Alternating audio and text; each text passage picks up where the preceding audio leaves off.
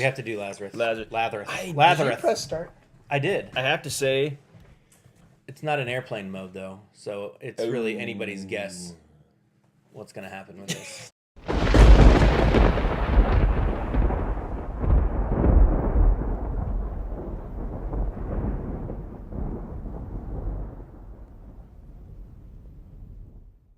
since we don't want her to stop making chocolate chip cookies, we won't kill you. True. So it's kind of how I go through life.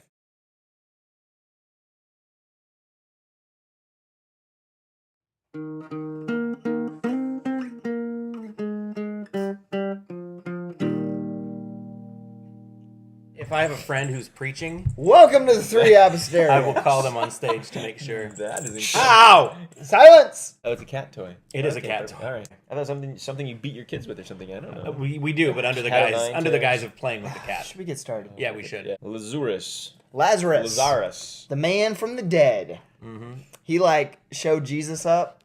He's like, Jesus, I'm gonna come back before you. And then Jesus is like, I'm gonna do it quicker. So let's talk about it. That's the recap right there. So let's dumb it down even more. Yeah. Lazarus was a dude who died, and Jesus was a dude who brought him back. Yeah.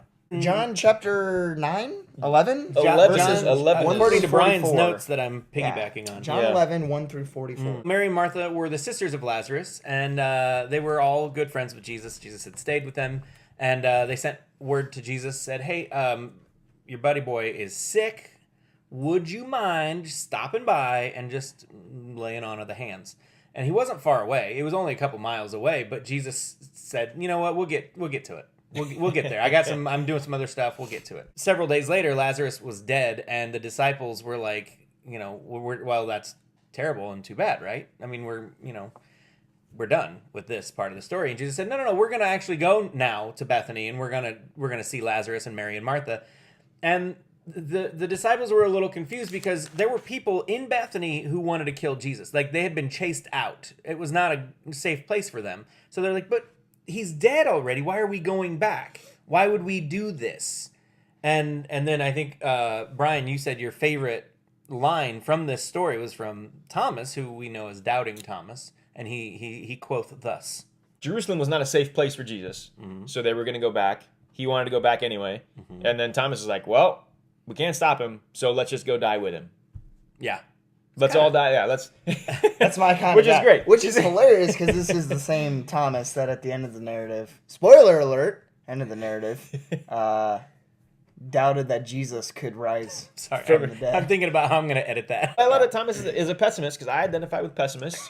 But he's die. But he's still loyal. So he's like, well, we're gonna die. Jesus he's gonna go there and die.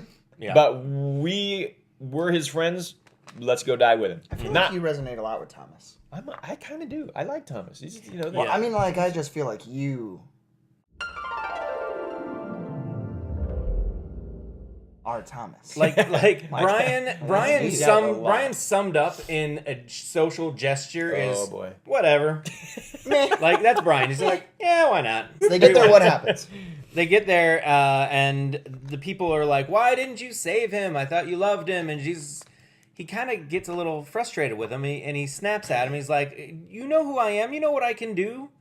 Like, if I say, this is the thing we're doing, this is the thing we're doing, you have to trust me. And he cries. And when I was a child, I used to think that Jesus wept because he was sad that Lazarus was dead. But he cries because he's frustrated and he's exhausted, and he's like, how much more can I show you, people, before you will trust me, before you will have faith in me? What else do you need to see? And then he plays the royal flush and says, Lazarus, come on out. And Royal flush. Yeah. Have you ever had a royal flush?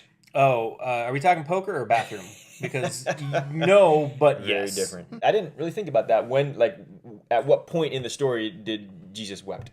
Yeah. And it's after it says that he saw Mary weeping, and he saw the Jews who had come along with her weeping, and he was deeply moved and troubled. So at the beginning, when they first tell him that Lazarus is dead, he doesn't weep, and so it's almost like his grief. Yeah, his grief is more about the other people around Lazarus than about actually, because he knows what he's going to do with Lazarus, so he's not sad about that. He's moved and saddened by maybe the lack of faith or whatever it is of the people around Lazarus. You know what? Or That's a the good point. sadness, Maybe I it don't is know. maybe the lack of faith, or he's moved by the love he sees. What are we doing? You all have some weird interpretations. What's your interpretation? My interpretation is the right one. Oh my gosh! You decide which one that is. Well, you have to tell us what it is first. No. It's much more fun this way. All right. My favorite part is the line. So after Lazarus comes back, okay, Mm-hmm. Jesus then says, like, what are you doing still wearing your grave clothes? Take off your grave clothes. What verse is it? It's verse 44. He says, so the dead man came out. The dead man. Not even Lazarus. The dead man came out. His hands and feet wrapped with strips of linen and a cloth around his face. Jesus said to them, take off the grave clothes and let him go. And I just love that imagery of kind of just us walking out of our graves. Even though we see Jesus still do a miracle sometimes, or we see him do a miracle one day and then the next day we're like, God, why are you so terrible? You know, we cling to our defeat. We cling to our suffering, we cling to our defeat, our grief, our grave clothes. So yeah, so now modern context. What you got? I don't have a modern context, but I have a modern reaction. So imagine if this took place today. You're on Facebook, your friend Martha from high school, she posts, oh, my brother Lazarus is sick, prayers, good thoughts, whatever feelings you can put into the universe for him would be great. We appreciate it. A couple days later, it's getting worse, and the doctors don't know what to do. Stupid healthcare. Oh, grr. And then the next day she posts, "Okay, Lazarus, we regret to inform you has died, and please give the family a little bit of privacy at this time. We appreciate all your well wishes, but right now we just need to grieve."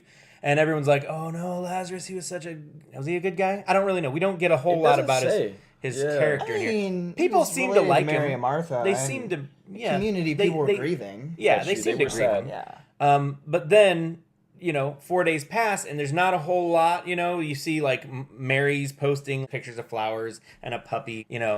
In the darkest of times, there is always a ray of hope. And you feel bad because you hid Mary like 2 years ago, but now you're checking back in because Martha's not posting anything, and you're hoping Mary will give you some Martha's details. posting like, Mary, stop chatting and get back in the kitchen and clean stuff. Okay, I'm well, here by myself. That's a different story. But it's still like Martha's like, I got all they this have stuff to that do. contentious relationship. Right? Anyway, Yeah. so then you check back in, and Martha she says, so here's a weird twist. Lazarus is fine. I got something that's better. Oh, good. But it's actually not. Oh. You remember Manti Te'o? Manti Te'o was a linebacker from Notre Dame. Oh, is he the one who got catfished? Yeah. Ha! So this guy, he found like the love of his life on the internet, and ended up making a huge deal about it. Long story short, he confirms that he actually saw this girl in person. Come to find out that it was his friend on the internet making fun of him. It broke nationally. It came out right, it was either before or after the national championship and all that stuff. Why is that relatable? I don't know. It's the first thing I thought of, like how... this is like your Kevin Durant story that I edited out. Let's try a third modern take. Are you all familiar with The Walking Dead? He was a zombie. We're just going Lazarus. with that. He was a zombie with a heart of gold. He wasn't Martha on Facebook. He wasn't Manti Te'o for the Irish, but he was a zombie For Jesus. for Jesus. All right, what house is he in? Because of the community coming around them and the mourning that ensued, let's just go ahead and assume that he was a Hufflepuff. Because everybody loves a Hufflepuff. I was going with Slytherin.